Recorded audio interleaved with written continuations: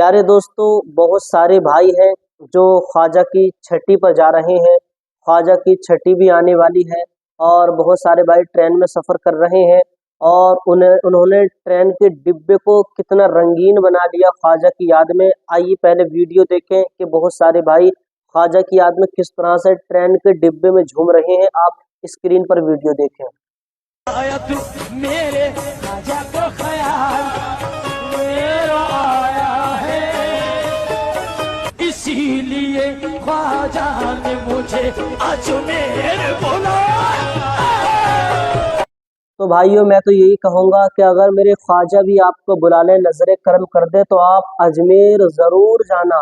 और अजमेर मैंने अभी तक हम अजमेर तो नहीं गए हैं, लेकिन मैंने ये सुना है कि जो भी अजमेर जाता है उसे कुछ अलग ही महसूस होता है। जब वो ख्वाजा गरीब नवाज रहमतुल्लाह अलैह की मज़ार पर खड़ा होता है तो उसके दिल को अजीब ही महसूस होता है, अजीब सी चीज़ महसूस होती है जो वहाँ पर जाता है। तो अगर ज़िंदगी साथ दे तो अजमेर भी ज़रूर जाना और इंशाअल्लाह मक्का व मदीना की भी इंशाअल्लाह ज़ियारत करना। दिल में इरादा करना कि मेरे नबी भी हमें बुलाएंगे तो हम मदीना ज़रूर जाएंगे। मगर अगर आप हिंदुस्तानी हैं तो आप अजमेर भी ज़रूर जाना। मैं आपको बताऊं कि एक शख्स था जो हर साल ख्वाजा की छठी पर अजमेर आया करता था। हर साल ख्वाजा की छठी पर अजमेर आता था तो एक मुनकिर ओलिया, एक रईस से मुलाकात हुई। उसने कहा कि मियाँ, आप हर साल अजमेर जाते हो और इतना पैसा रुपया खर्च करते हो, भला ऐसा क्यों करते हो? आप इतना पैसा क्यों उठाते हो? तो उस शख्स ने कहा जो हर साल अजमेर आया करता था, उसने कहा कि आप ऐसा करें, एक मर्तबा आप भी मेरे साथ चलें, फिर आपको पूरा हक है जो आप कहना चाहें वो कहें। बहरहाल एक साल वो मुनकिर ओलिया, मुनकिर ख्वाजा भी उस शख्स के साथ आया और आने के बाद में क्या देखता है कि एक फ़कीर मांगने वाला ख्वाजा के रोज़े के चक्कर लगा रहा है और एक ही सदा, एक ही आवाज़ लगा रहा है कि या ख्वाजा, 5 रुपये लूँगा, 1 घंटे के अंदर लूँगा और एक ही शख्स से लूँगा। अब उसे चक्कर लगाते लगाते, मांगते मांगते घंटों हो गए, कुछ नहीं मिला। और ये मामला, ये नज़ारा वो शख्स भी देख रहा था जो मुनकिर ख्वाजा था, मुनकिर ओलिया था।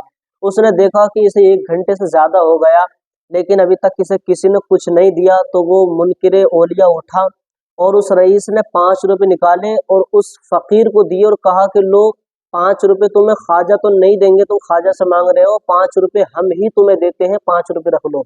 उस फ़कीर ने वो 5 रुपये जेब में रखे और रखने के बाद में एक चक्कर लगाया और ज़ोर से आवाज़ लगाई कि वाह ख्वाजा, 5 रुपये दिलवाए भी, और दिलवाए किससे? एक मुनकिर से।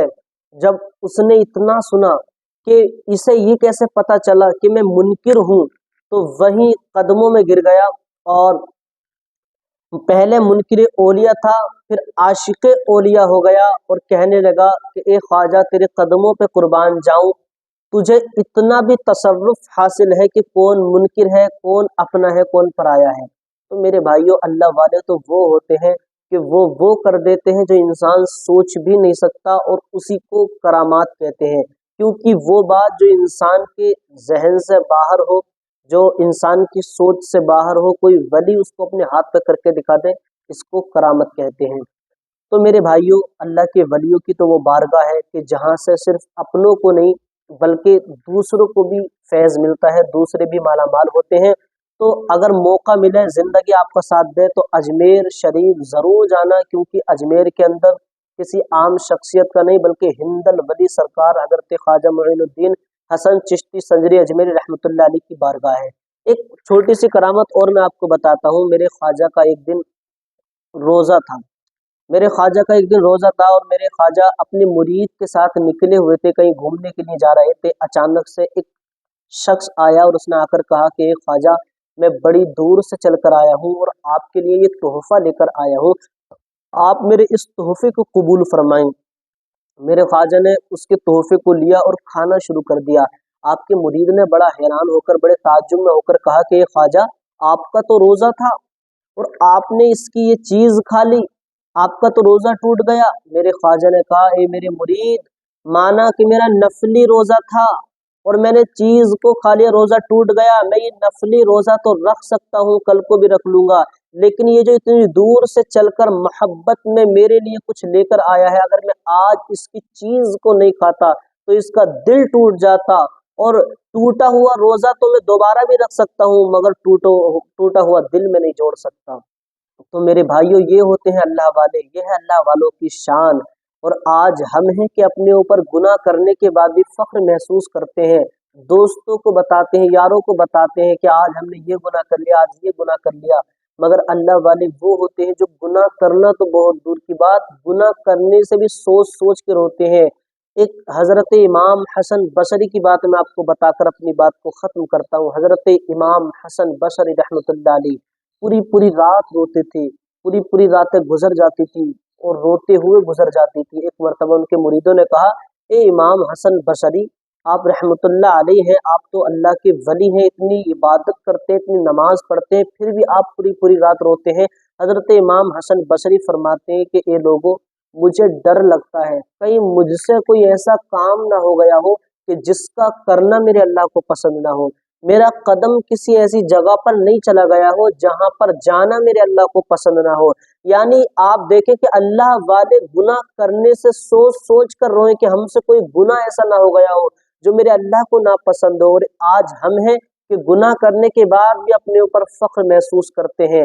یاد رکھیں کہ ہم نے گناہ کیا اور اپنے دوستوں کو بتایا، اور کل بروز محشر اگر رب نے ہم سے پوچھ لیا کہ بندے بتا تو نے دنیا میں یہ گناہ کیوں کیا تھا، ہم کہیں گے میرے مولا ہم نے نہیں کیا ہے یہ گناہ، تو وہی دوست جسے دنیا میں ہم نے فخر کے ساتھ بتایا ہے، وہی کل بروز محشر ہمارے خلاف گواہی دے گا اور کہے گا اے اللہ یہ جھوٹ بول رہا ہے، اس نے گناہ کیا تھا اور اس نے مجھے بھی بڑے فخر کے ساتھ بتایا تھا۔ تو میرے بھائیوں، اپنے گناہوں سے توبہ کریں، ہر چھوٹے گناہ سے بچیں اور ہر چھوٹی نیکی کو بھی کرنے کی کوشش کریں، کیونکہ چھوٹے سے چھوٹا گناہ بھی جہنم میں لے جانے کا ذریعہ بن سکتا ہے، اور چھوٹی سی چھوٹی نیکی بھی جنت میں لے جانے کا ذریعہ بن سکتی ہے۔